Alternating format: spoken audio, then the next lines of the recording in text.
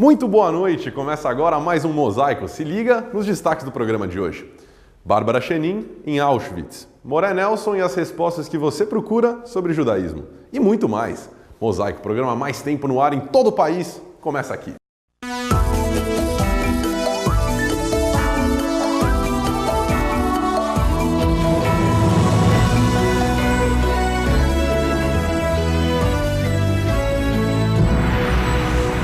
Para quem acha que antissemitismo é privilégio de ucranianos ou poloneses, aqui vão duas pequenas notícias só desta semana.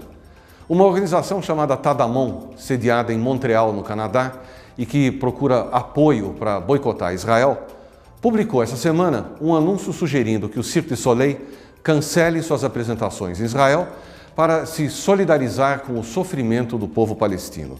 Até o momento, o Cirque du Soleil, que é canadense, ignorou a pressão e as apresentações continuam de pé.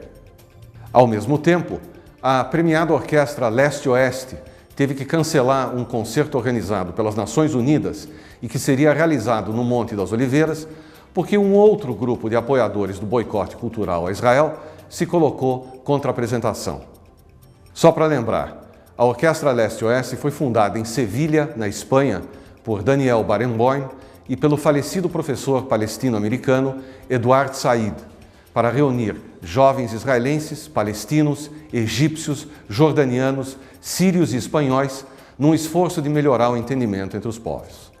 Perde a música e perde a paz. A propósito, a Orquestra Leste-Oeste vai se apresentar em Londres tocando as 9 sinfonias de Beethoven.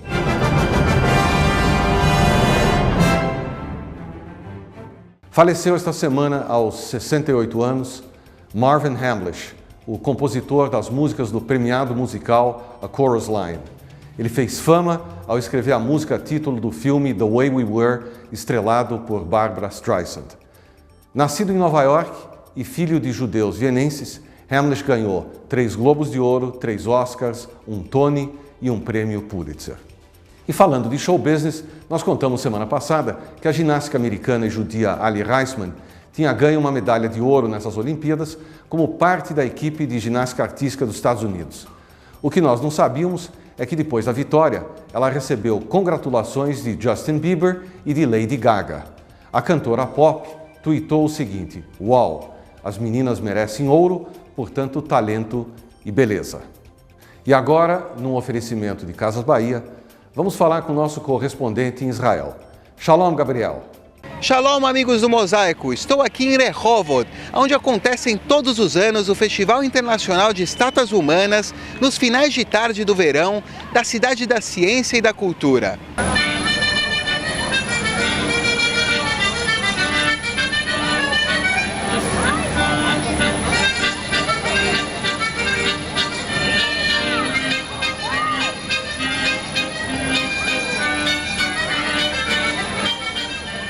Este ano foi a 3ª edição do evento, que atraiu milhares de pessoas para Rehovot durante os 3 fins de tarde, lotados de atrações para jovens e adultos.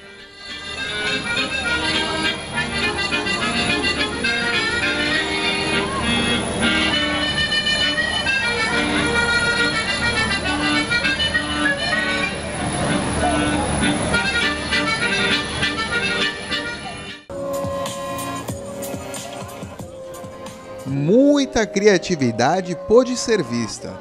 Um exemplo foi o grupo espanhol Luís Miguel, Pardo Hort e Virgínia Melgar Gavian, composto de 7 integrantes totalmente cobertos pelas cores do arco-íris e que circulavam entre o público. Não dava para não ver eles.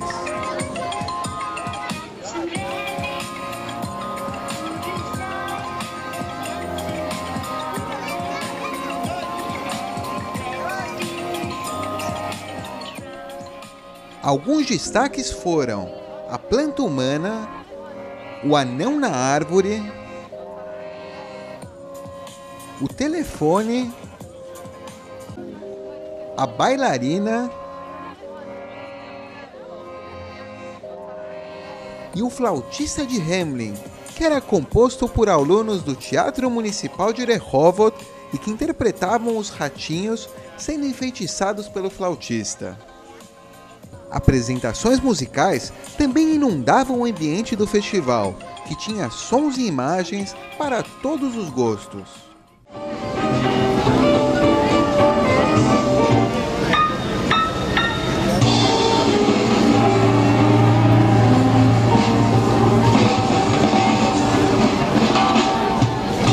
Shavua Tov, uma ótima semana! Obrigado, Gabriel. Essas foram as notícias da semana. É com você, Fred. Obrigado, Rony. E você em casa não se esqueça, hein? O Mosaico é apresentado também às quartas-feiras, às 21 horas, 9 da noite, no canal 9 da NET. E também nos canais TVA 72, 99 e 186 na TVA Digital. Não perca a oportunidade também de conhecer o nosso canal na internet, no facebook.com/mosaico na TV, interagir, mandar suas opiniões, porque todas são levadas em conta pela nossa direção, produzindo cada semana um mosaico um pouco mais seu. O Mosaico voltou essa semana a Taubaté para mostrar o que há de bom e o que rola na comunidade judaica do Vale do Paraíba. Acompanhe. Fim de tarde, domingo, já escureceu aqui em Taubaté. A equipe do Mosaico se prepara para voltar para São Paulo.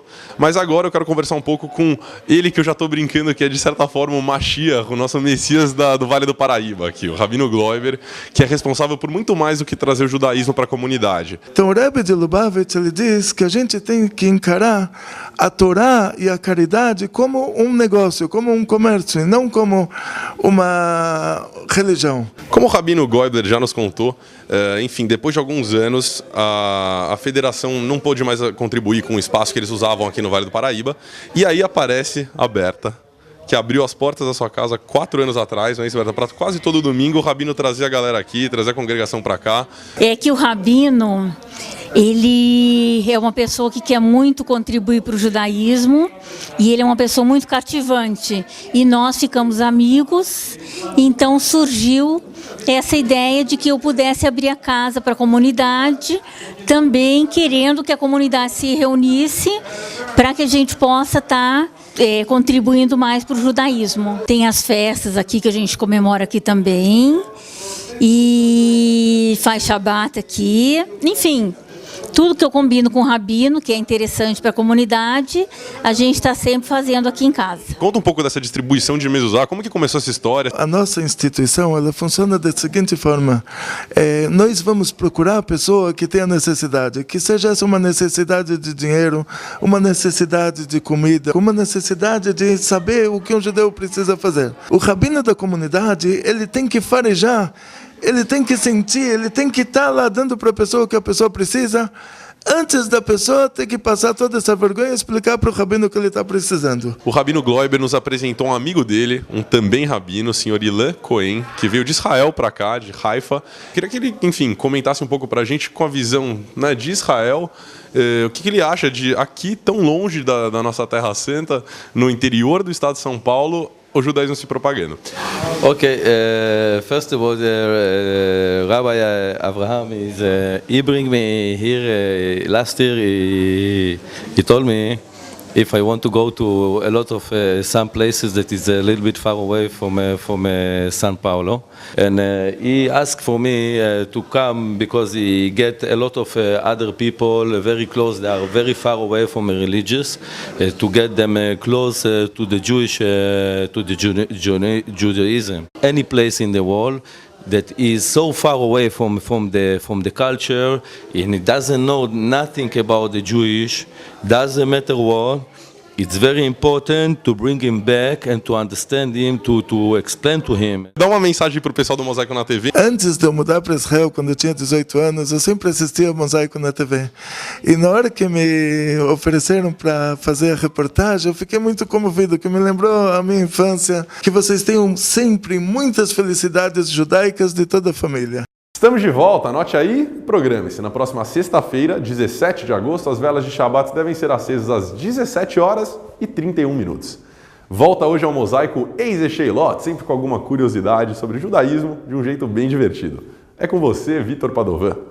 Pois bem, Fredão, está começando o quadro divertido do programa e eu fui incumbido pelos meus superiores de andar pelas ruas de São Paulo para saber o que as pessoas sabem do lugar onde os judeus fazem suas rezas. É lógico que eu estou falando da sinagoga. Será que eles sabem? Será que não sabem? Tudo isso agora no Mosaico. Vem comigo.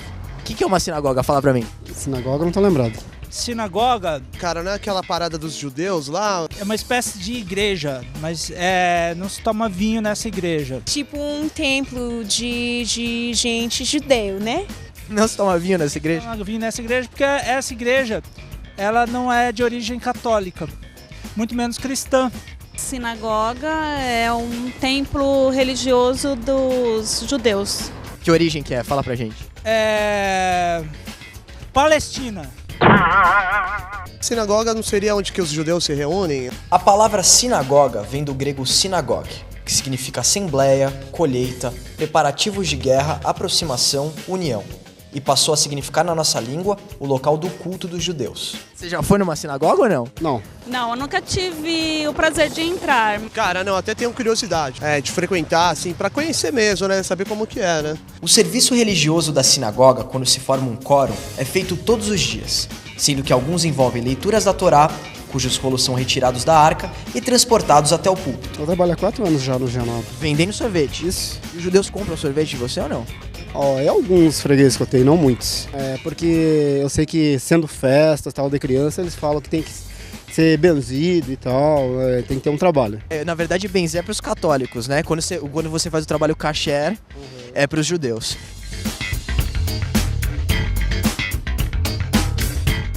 Muitas pessoas até que sabiam um pouco sobre o lugar que a gente está acostumado a rezar. Mas, para ficar um pouquinho mais claro, na língua hebraica, a sinagoga recebe o nome de transliterato, traduzido para casa de reunião.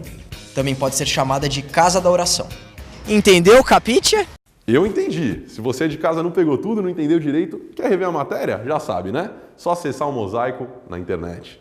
Nossa correspondente internacional Bárbara Chenin fez uma emocionante visita ao campo de concentração de Auschwitz, na Polônia, que você acompanha agora. Shalom, Mosaico. É aqui na Polônia que fica o campo de concentração de Auschwitz, onde durante a Segunda Guerra, mais de 1 milhão de pessoas foram assassinadas pelos nazistas, em sua maioria judeus. Você acompanha agora a visita que eu fiz a este lugar que mudou drasticamente a trajetória do povo judeu. Localizado a cerca de 60 quilômetros de Cracóvia, na Polônia, Auschwitz foi o maior campo de concentração construído depois que Hitler subiu ao poder e, em seguida, se tornou em uma rede de campos de extermínio estabelecidos naquela região.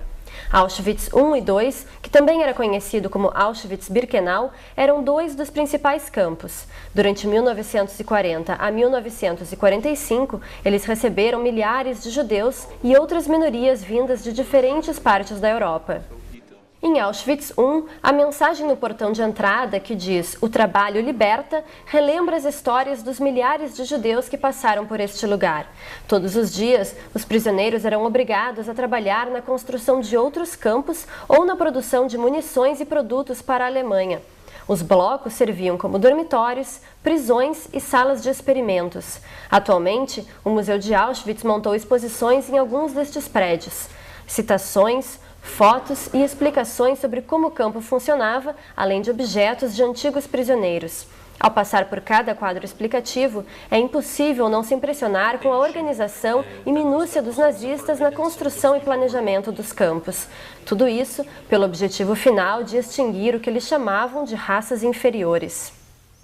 Após 3 horas caminhando por Auschwitz I, a chegada em Auschwitz II é igualmente impactante. Os trilhos dos trens que trouxeram milhares de inocentes permanecem ali. Enquanto Auschwitz I era considerado um centro administrativo, Auschwitz II era literalmente um campo de extermínio. Foram construídos novos e maiores crematórios e câmaras de gás, e foram nelas que morreram a maioria dos judeus que vieram para cá. E isto foi o que restou de uma das maiores câmaras de gás. Só neste lugar, 2.000 pessoas eram assassinadas a cada vez. Para evitar pânico, as vítimas eram avisadas que estavam indo tomar um banho. Aqueles que não eram levados para as câmaras de gás geralmente não resistiam às terríveis condições de trabalho, falta de comida e de higiene. No dia 27 de janeiro de 1945, tropas soviéticas invadiram Auschwitz e libertaram os prisioneiros que conseguiram sobreviver, mas a esta altura, este número era mínimo. Hoje, o local é visitado por cerca de 1.300.000 pessoas por ano. Uma visita difícil, emocionante, mas de extrema importância para lembrar das injustiças cometidas a milhares de inocentes e abrir os olhos para genocídios que ainda acontecem no mundo. Shalom, Babi. Nunca esqueceremos do que a humanidade deixou acontecer na Segunda Guerra. Prova mais viva do que nunca que o judaísmo segue forte no mundo é o nosso mosaico. Tire agora as suas dúvidas sobre judaísmo com o nosso professor Moré Nelson. Shalom, Moré. Oi, Fred. Boa noite. Sabe, pessoas me encontram e perguntam, sabe, a gente passeia nos bairros onde tem mais comunidade judaica, Jardins, Higienópolis, e a gente vê, especialmente nas festas ou no Shabat, famílias passeando ou andando para a sinagoga ou voltando, famílias bastante grandes. Será que isto é a marca de todos os judeus? Ou será que isso é só para judeus observantes, quase todos ortodoxos? Porque aparece pai, mãe e vários filhos. Alguém me diz, eu conheço uma família que tem 6 filhos, outro diz que tem 8, 10 ou até mais. E é necessário ter todo esse número de filhos para ser um bom judeu, constituir uma família judaica? Na verdade, a história não é de hoje. A história começa desde a época do patriarca Abrão. Abrão, é verdade que se tornou pai somente aos 100 anos de idade, mas depois, com quase 140 anos, ele se casou outra vez e teve mais 6 filhos. O filho dele, o Isaac, não, porque a esposa era estéril, teve só 2 filhos gêmeos. Mas o neto, o Jacó, ele esteve com 4 mulheres e ele teve 12 filhos e uma filha. Mas vamos para os nossos tempos, mais próximo. Se nós perguntarmos para os nossos avós como eram as famílias dos avós deles, fim do século XIX, início do século XX, essas famílias também eram numerosas, 10, 12 filhos ou até mais. Todas elas eram costume. E aos poucos as famílias foram diminuindo, o progresso chegando. Mas não é só na comunidade judaica. Se eu for no Brasil mesmo, fim do século XIX, início do século XX, especialmente no Nordeste, as famílias eram imensas. Estão aos poucos diminuindo. Na verdade, temos que entender que filhos são nossa maior realização. Tudo que nós podemos dar de melhor, que aprendemos e podemos transmitir, é para os nossos filhos. E vê-los realizados é a nossa alegria e satisfação. Mas não se preocupem não precisa ser tão grande a família. Se você quiser, pode se contentar com ter um casal de filhos, ou então 3 filhos, e você cumpriu o mandamento. Por hoje é só. Shalom Uvrachá. Boa noite a todos. Bom, se você quer tirar então a sua dúvida com o Moré, escreva para produção@mosaicoprodutora.com. Sustentabilidade, um assunto sério e que deve se tornar um compromisso. Sustentabilidade é o termo usado para o ato em que o ser humano visa suprir as necessidades atuais sem comprometer o futuro das próximas gerações. Grandes empresas estão assumindo esse compromisso e vestindo a camisa em prol desta questão. Afinal, o conceito de sustentabilidade está intimamente relacionado com o da responsabilidade social das organizações. O Hospital Israelita Albert Einstein se preocupa com a sociedade e coloca em práticas iniciativas sustentáveis, sejam na área de saúde, de meio ambiente ou de responsabilidade social. A questão de sustentabilidade nos hospitais é um item até certo ponto recente. Sempre se considerou que, em nome da saúde, e do bem-estar dos pacientes, aos médicos e aos hospitais, tudo era permitido. Quer dizer, o maior consumo possível de insumos, nunca houve essa preocupação, porque o foco sempre foi no tratamento. E aí nós fizemos um plano diretor de sustentabilidade, que hoje ele tem 30 itens, como se fossem diretrizes, que passa por absolutamente todos os itens que tornam um hospital sustentável. Comprovando ainda mais o seu compromisso com a sustentabilidade, o Centro Ambulatorial Albert Einstein agora é um edifício verde. A questão do edifício verde, ele é padronizado aí dentro de uma metodologia de avaliação que é feita pelo LEED. O LEED é uma organização americana que é liderança na conservação de energia e do ambiente de uma forma geral. E o LEED preconiza alguns padrões para para classificar o edifício verde. Uma certificação Gold como a que nós obtivemos aqui, ela já é bem próxima disso daí e com custo-benefício e você consegue implantar isso de uma forma quase que natural, desde que tome alguns cuidados desde o projeto e da construção. E agora, num oferecimento de Bradesco, lado a lado com o esporte brasileiro, fique com o Memória Senhor Mosaico, onde em cada semana relembramos algum momento interessante do nosso saudoso produtor e inspirador, Francisco Gottschalk, pelo Mosaico. Se liga no que a produção separou essa semana. Shimon Peres está novamente entre nós. Tive a oportunidade de acompanhar boa parte da carreira deste estadista. Na qualidade de homem de confiança de Ben-Gurion, o jovem Shimon começou a entrar na vida política antes mesmo da criação do Estado de Israel. Peres nasceu em 1923 na Polônia e com 11 anos chegou a Tel Aviv. Foi criado na aldeia de jovens Ben Shemen. Desde então começou a exercer funções políticas sempre na área trabalhista. Haganá, Guerra da Independência, Marinha, Universidade de Harvard, missões junto ao governo dos Estados Unidos são pontos de referência para o desenvolvimento do estadista Shimon Peres.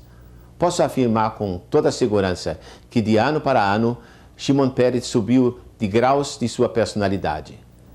É talvez hoje o último de sua geração da liderança sionista. Quando esteve no Brasil, há 9 anos, teve vários encontros importantes e surpreendeu os convidados do almoço no Itamaraty ao citar o poeta Machado de Assis.